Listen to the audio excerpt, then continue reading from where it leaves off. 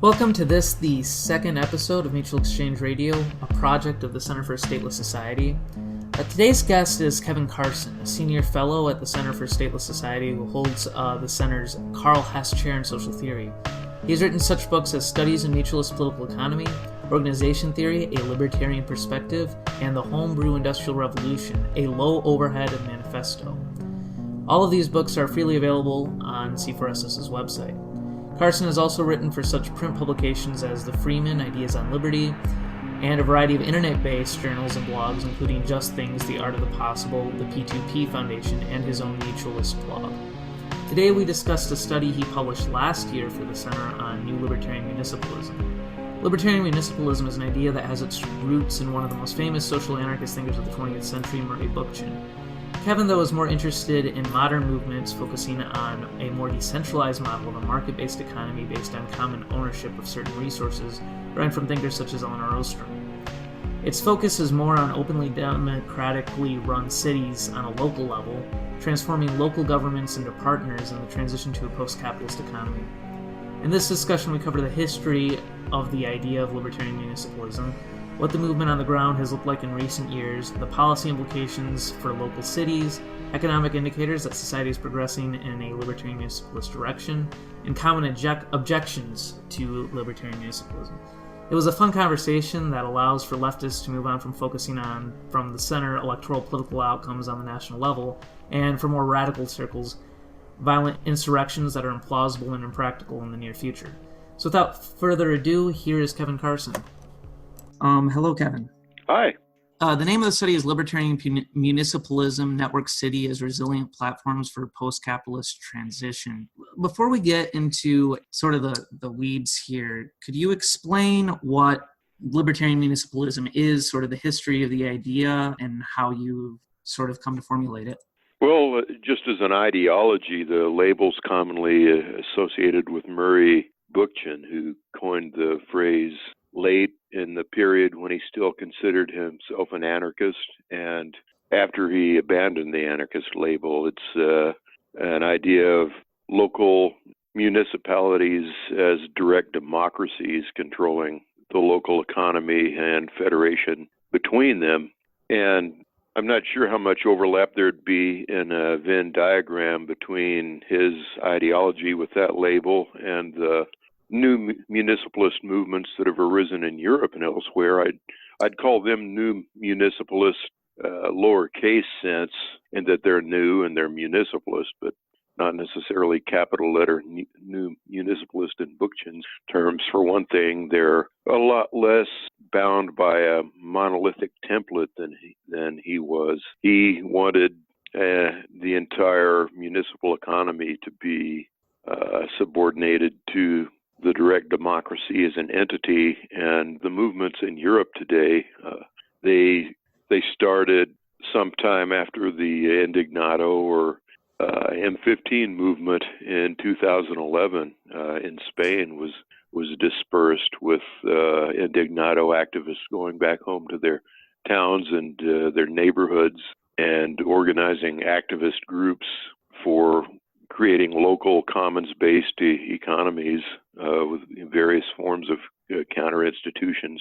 They're especially big in Barcelona and Madrid, and the movement has spread throughout Europe, especially to Bologna, which had its own commons-based tradition in the Emilia-Romagna region of Italy, Ghent and Belgium, and smaller movements in other areas like Preston in the UK. And there are older municipalist movements in the United States that predate the ones in Europe, like the Evergreen Initiative in Cleveland, Ohio, the Cooperation Jackson movement in Mississippi, and so on. But the idea basically is to push local government to operating in a less state-like manner and taking on the character more of a platform, what Michelle Bowens calls the partner state, with open open participatory government, wickified policy-making processes, participatory budgeting, and the content of policy is towards reshaping local political institutions and economic institutions towards more of a commons-based model with community land trusts, opening underutilized government buildings as civic hubs, promoting the sharing economy, tool libraries, open source and cooperative versions of car sharing and house sharing, co-working spaces, and so on, promoting the commons as an alternative both to the administrative state and to the market in the sense of the cash nexus. What is meant by commons in this sense? Because you mentioned a lot of things there ranging from municipal governments to the sharing economy and carpooling and stuff like that. So what exactly is meant by the commons in this context?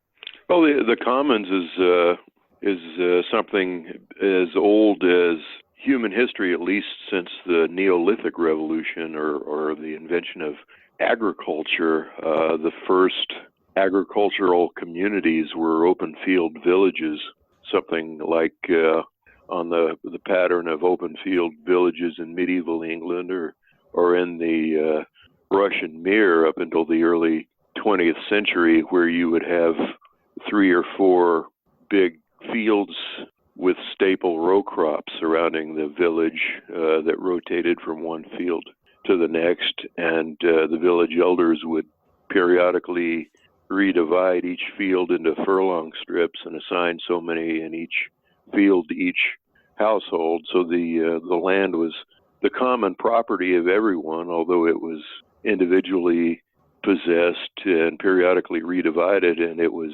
governed in common by everyone. And that's the same model of commons governance that Elinor Ostrom studied the history of and promoted as a model for governing natural resources.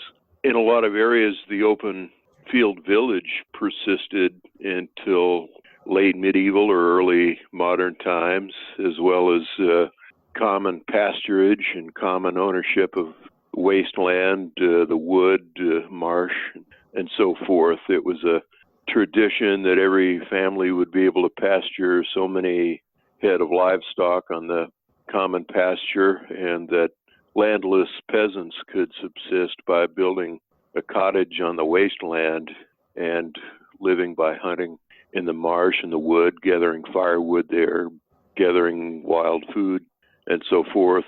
And the tendency of the state and of capitalism in modern times has been to enclose these commons as private property of the rich in order to deprive ordinary people of their direct rights of possession and the means of subsistence, so that they're forced into the wage labor market on employers' terms. Just, a TLDR summary of it, a commons is any resource that's the common property or possession of everyone using it and is governed by them in common. In the modern age, one of the most typical forms of common ownership is to promote reforming public utilities and other public services as stakeholder cooperatives governed by the users. So something that is neither completely centralized and state-owned nor formally privatized but informally managed by a community. Yeah.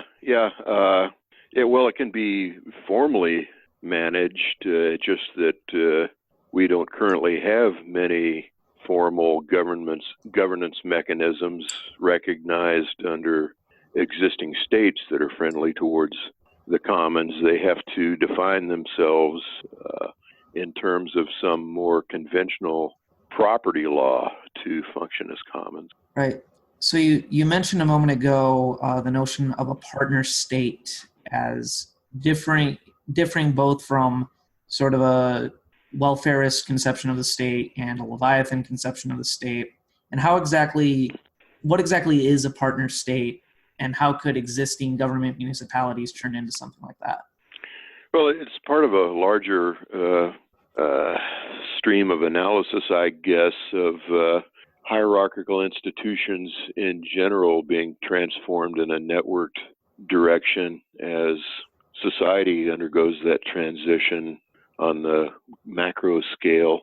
And in the case of states, it's an idea that goes back at least to, I think, Saint-Simon, talking about a transition from the state as legislation over human beings to administration of things. And that's something that's been echoed in every major socialist or anarchist form of analysis, from Proudhon writing about the state dissolving into society, or Marx writing about the withering away of the state.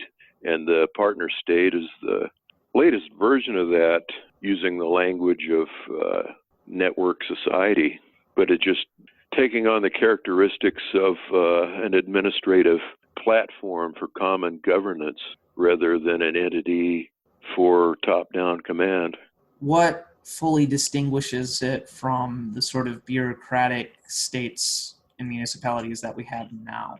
Well, for one thing, everything would be subject to, the rules of common governance we talked about before. The users of municipal services of all kinds would directly govern them as stakeholder cooperatives instead of a centralized budgeting process where money is allocated by City Hall. Money would be distributed to neighborhood councils, to mutual aid bodies of various kinds to administer for themselves among their own membership. There would be a lot more direct public input into policy making through online wikis and active discussion and so forth. And a lot more policy would be made at the smallest neighborhood level by direct democracies, by the citizens acting in direct democratic assemblies. So it would be more democratic? Is that the key distinction? More democratic, more participatory, less bureaucratic, less representative, and more, I would say, by the citizens acting as stakeholders in bodies that they're all members of, or of commons that they directly participate in as co-owners rather than citizens subject to an authority. It would be something that operated a lot more automatically as an administrative mechanism run directly by citizen co-owners themselves rather than an external authority operating on subordinates. Right. So what distinguishes this more modern notion, modern in the sense of like last couple of years, notion of a partner state that you're saying should be integrated into the Libertarian Municipalist view from the very classical Bookchin sort of view? Well, the Bookchin municipalist ideology was a lot more monolithic in promoting a single uniform institutional model where everything was subject to the same interlocking form of governance.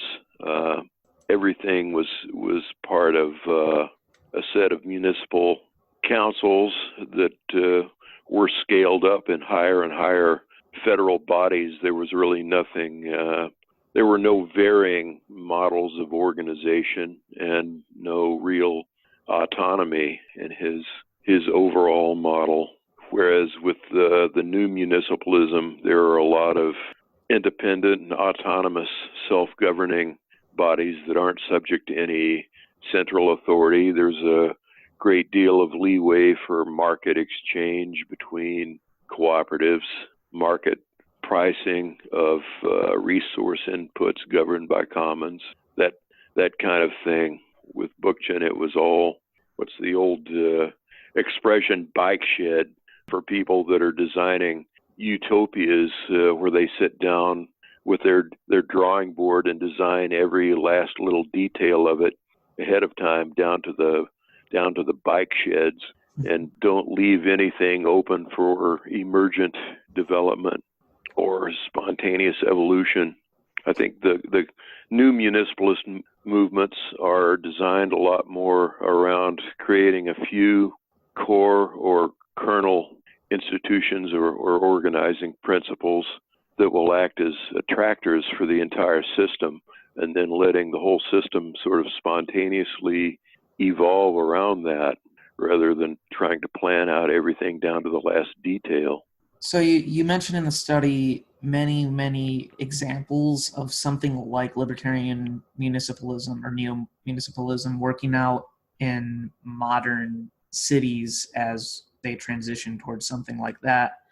Could we go over what some of those examples are, what you think are the most illustrative and relevant and important? Well, I mean, two of the most important in Europe were the ones in Barcelona and Madrid that I mentioned earlier that arose out of the M15 movement. And in the United States, the initiatives in Cleveland and Jackson, but they've really spread to dozens or hundreds of cities around the world. I think there are major commons-based movements in Seoul and Taiwan. It's been so long since I wrote the paper just off of my head. I can't. There's a major one in Preston in the UK, but since I wrote the paper, I can't really name a whole lot just off the top of my head. The movement in Rojava, the Kurdish area, is a municipalist movement that's based more directly on Bookchin's ideas,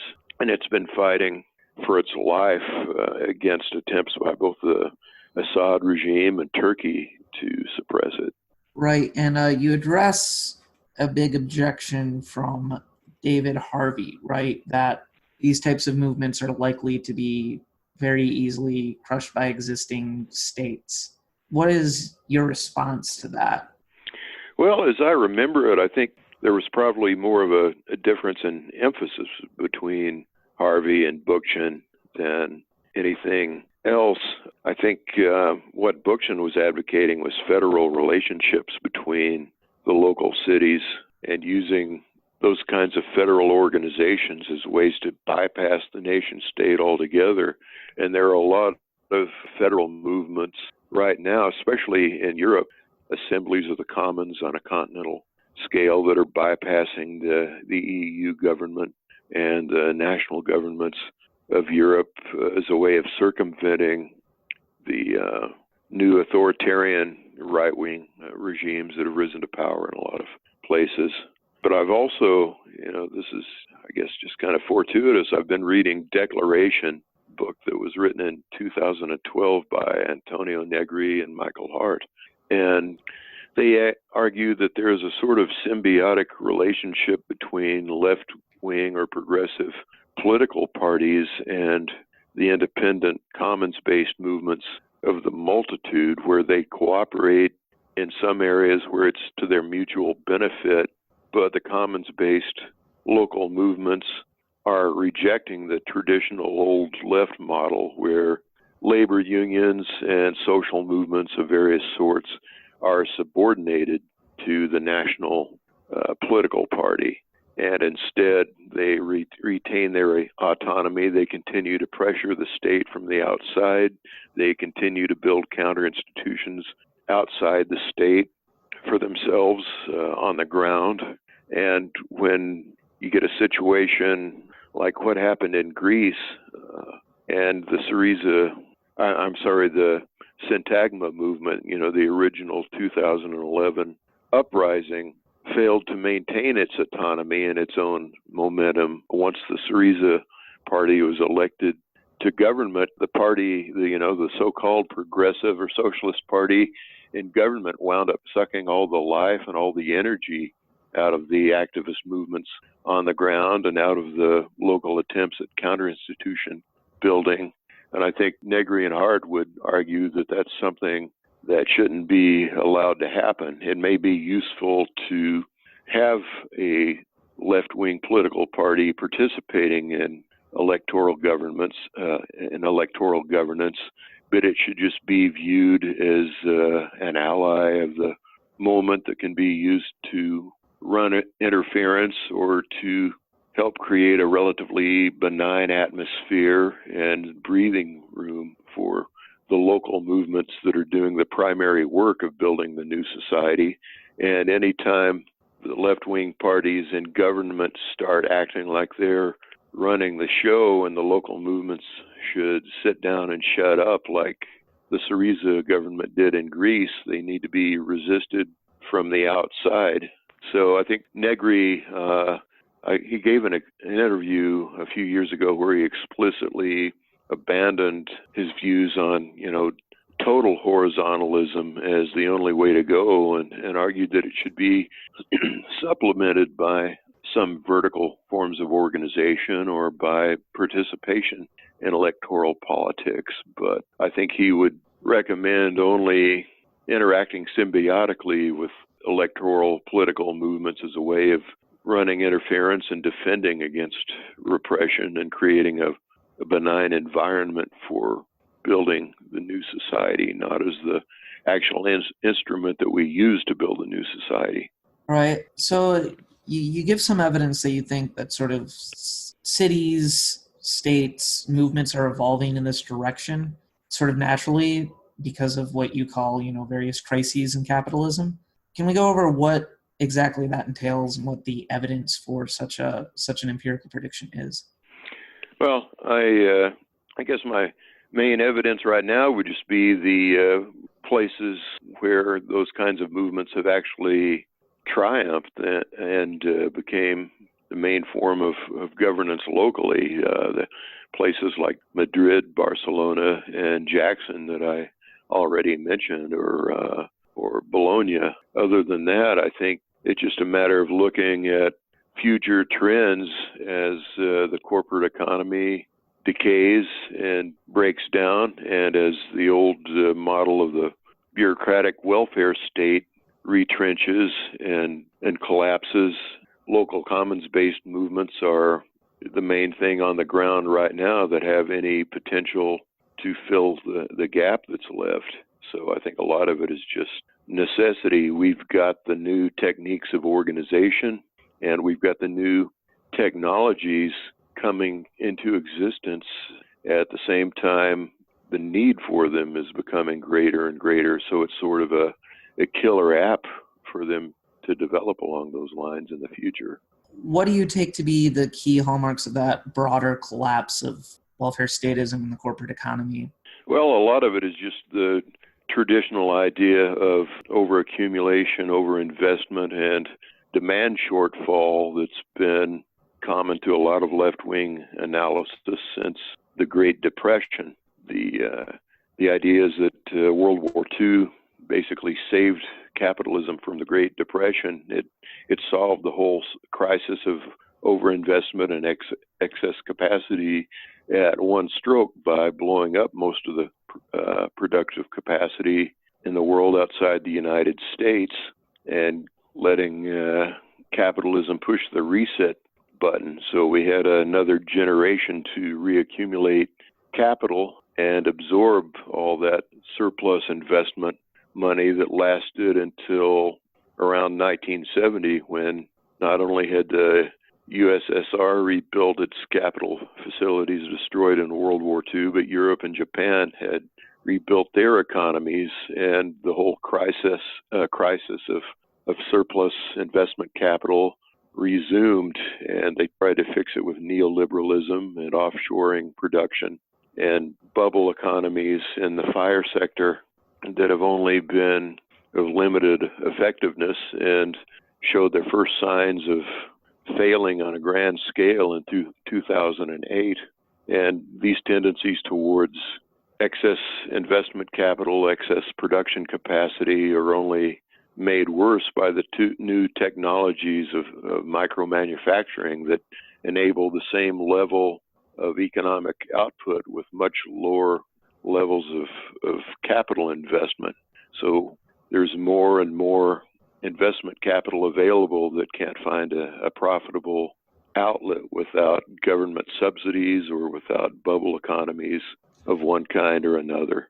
And at the same time, there are a couple of other major crisis tendencies that Michelle Bowens of the P2P Foundation described. Capitalism is traditionally depended on artificial abundance of material resources. It's dependent on the state to enclose natural resources and to enable private landlords to enclose large tracts of vacant land so that material inputs and land are artificially cheap to industry. And at the same time, it's dependent on artificial scarcity of information through copyrights and patents and so forth that enable the owners of intellectual property to extract rents from the right to use information. And these are both coming into crisis. On the material side, we're getting crises of peak material inputs like peak oil, peak fossil fuels, and states becoming fiscally exhausted so that they can no longer provide additional subsidized input like large-scale public infrastructure and so forth that enable business to socialize its operating costs like it used to. And intellectual property and other artificial scarcities are becoming unenforceable at the same time through things like file sharing and through micro manufacturing technology that's so widely distributed that it raises the transaction costs of enforcing patents. So between these two things, the crisis of artificial scarcity and artificial abundance and the traditional crisis of surplus capital, capitalism has just reached the limits of its ability to expand. Thank you for listening to Mutual Exchange Radio. I hope you're enjoying this exploration of libertarian municipalism with C4SS Senior Fellow Kevin Carson. I just wanted to put a quick plug-in for the Center and all the great work that our writers and scholars do at C4SS. For more of Carson's work or to read the study we are discussing, you can go to c4ss.org, and you can buy a heavily discounted box set of his books at the C4SS store, or you can check out his recent article on Alexandria Ocasio-Cortez's Green New Deal in our featured articles section, or the articles of any number of our writers. This project and all of C4SS's work wouldn't be possible without the help of our donors and supporters. In particular, this show, Mutual Exchange Radio, is supported by our Patreon. And if you'd like to help the show, you can help us by pledging a monthly gift at patreon.com/c4ss.org. That's patreon.com/c4ss.org. I'll mention a few more details about how you can help out at the end of the show. Thanks, and now back to my discussion with Kevin Carson. So is it fair to say you more see it as fizzling out and being replaced by all these low capital, peer-to-peer type production methods and commons, municipal-based governing strategies than simply exploding and collapsing overnight? Yeah, I don't really see insurrectionary models of seizing power as realistic. For the most part, the old institutions like large corporations, government agencies, and so forth, that the old left wanted to seize through revolution are things that are really obsolete, and there's no reason to seize. Our only concern is defending ourselves against violent actions or repressive actions by them while we build our own counter society. Negri and Hart referred to it as exodus in preference to insurrection.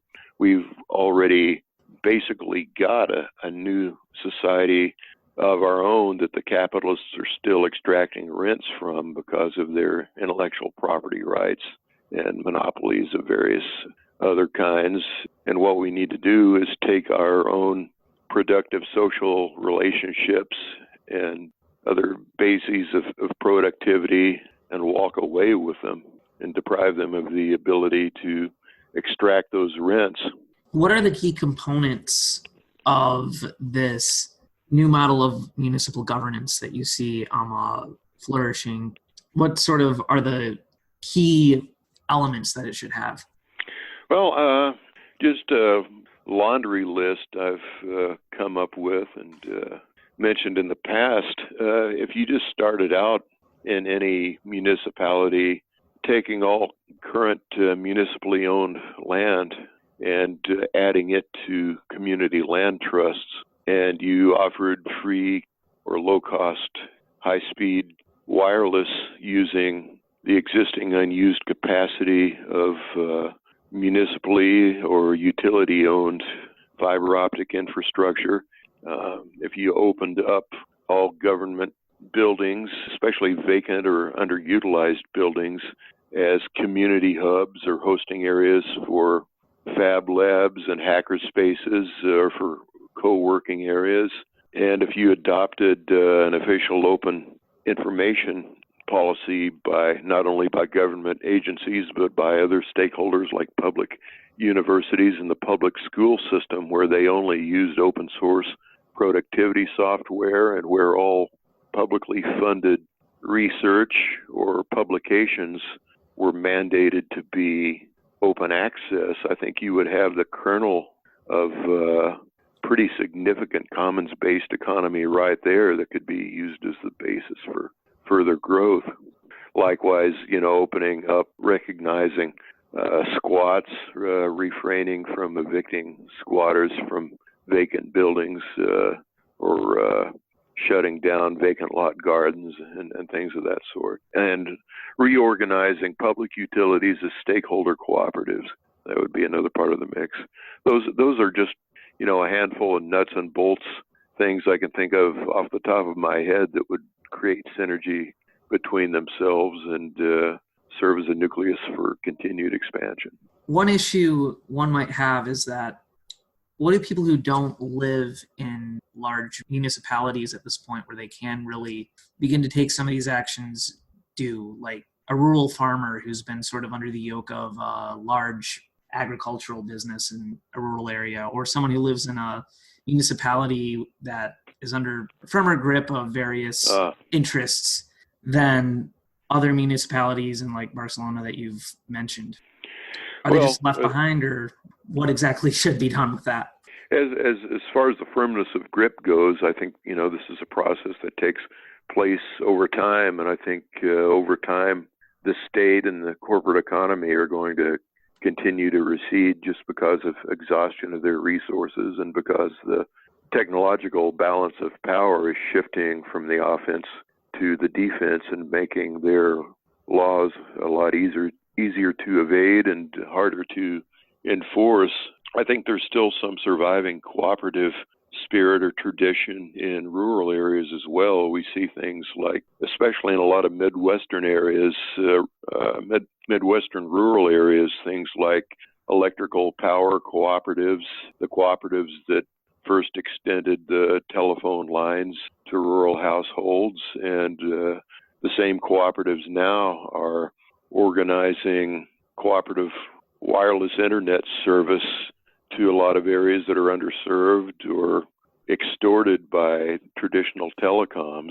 So it doesn't have to be a concentrated population. Ideally, I'd like to see the state's ability to enforce large-scale absentee ownership of land weakened so that the farmers are no longer paying rent to banks, and rural farm production is reoriented more towards local consumption at the same time as more concentrated municipalities meet more of their own needs through local truck farming, community-supported agriculture, neighborhood farming, and so forth. So, to a large extent, people in rural areas are currently victims of extractive corporate practices that are enabled by the government. And I think the same trends will free them up and push in the general direction of more local cooperative alternatives to take their place. The same trends being the collapse of the whole cash nexus economy as a whole? Yeah. I don't think the cash nexus is going to completely go away. I think there will always be some market exchange, but I think a much larger share of production will be directly for use within the social economy rather than for money exchange. I think society, as the welfare state collapses and as employer-based safety nets retrench and collapse, I think society will just naturally aggregate to a much larger extent into things like co-housing projects, micro-villages, multi-family compounds, and neighborhood associations of various sorts that carry out functions of pooling outside income, pooling risks and pooling expenses, sort of the kind of thing that extended family households did 100 years ago, only on a somewhat larger scale. Right. So you mentioned extended family households, and like a lot of this model is dependent on this notion of sort of large social networks connecting with each other and sort of governing things. There's some sociological evidence that, in fact, the opposite is sort of happening. Like the average American has only one close friend or something like that. And 2.08 into this one study. And that's decreasing, and there's a lot of evidence that people are becoming somewhat more socially isolated and stuff like that. How would that evidence work into this theory that we're in this direction? Well, I think the main thing on the side of a more connected society is just necessity. We're still experiencing a lot of the atomization and decomposition that resulted from the 20th century mass production economy, and with managerial professional types being moved around from one suburb to another by the corporations that employed them. And, we're still living under the after effects of that. But as welfare states collapse and as larger and larger shares of the population become either unemployed or underemployed or working in precarious jobs with no insurance or benefits of any kind, I think the natural tendency will be for people to aggregate into freelance cooperatives, into sharing resources with other people to meet their needs. There's already a large tendency of unemployed or underemployed college graduates in their 20s and early 30s moving back into their parents' homes. So I think that's a first step towards multi-generational extended family homes right there. You've got a force moving from one direction, and you've got a vacuum emerging on the other side. And I think, when they connect, there's only one way to move. So I can't predict the specifics, and I can't predict the rate of change, but just looking at the aggregates and the pressures that are at work, that seems like the logical thing to expect. So a lot of this is also about existing cities, which act in many ways like states in some objectionable ways, very bureaucratic, somewhat centralized, becoming more like partner states. What types of steps, without getting into some of the specific policy things we went into, what types of practical actions by movements, more in the realm of praxis than the realm of policy, could be taken to allow these current bureaucratic municipalities to transform partner states? Well, one thing would be active movements on the ground outside municipal governments that do what they want to do regardless of who gets elected. They pressure the municipal government from outside when none of their people are in office, and when their people are in office, they hold their feet to the fire and make sure they continue to identify more with the movements that they represent and the outside constituencies than they do with the culture of the offices that they've been elected to. And in the meantime, they shouldn't lose sight of building the counter institutions, the things like land trusts, the alternative currencies, the open source sharing systems, and various solidaritarian and mutual aid organizations for keeping each other alive and so forth. That should be their primary activity, and they should never lose sight of that and think that, well, now we've got some of our people elected, helping to influence government policy is our main direction now, and we can just forget about all this other stuff. And that's pretty much what the Syntagma movement in Greece did, unfortunately. So a more focus on bigger picture end goals rather than myopically focused on just temporary policies. Yeah. One last question before we get out of here. I apologize. There is one big issue we should touch on. You mentioned how these these various municipalities need to form a larger federation that connects all the cities together, but without forming into a government state like what we have now. So how exactly do you see that proceeding? What are what's normatively attractive about a federation of cities, and what are the features it should exhibit? Well, they're already coming into existence to some extent. There are a lot of federated movements like Fearless Cities or the Right to the City Alliance or the Assemblies of the Commons in Europe that are already functioning as federal bodies on a large scale. I guess the main benefits are they can provide a forum for exchanging best practices. Something like what is that federal body in the United States that writes model state legislation that's dominated by right-wing lobbyists? ALEC? Yeah, ALEC. Yeah, a libertarian and cooperative version of ALEC that's not dominated by corporate lobbyists. They also serve as an arena for raising general public awareness. They can hold conferences that are highly visible to the public and raise issues, draw attention to that whole model of commons-based organization. They can provide moral support, mutual aid from all their member municipalities in support of localities that are being repressed or facing difficulties of one kind or another. It's like a larger pool of social insurance.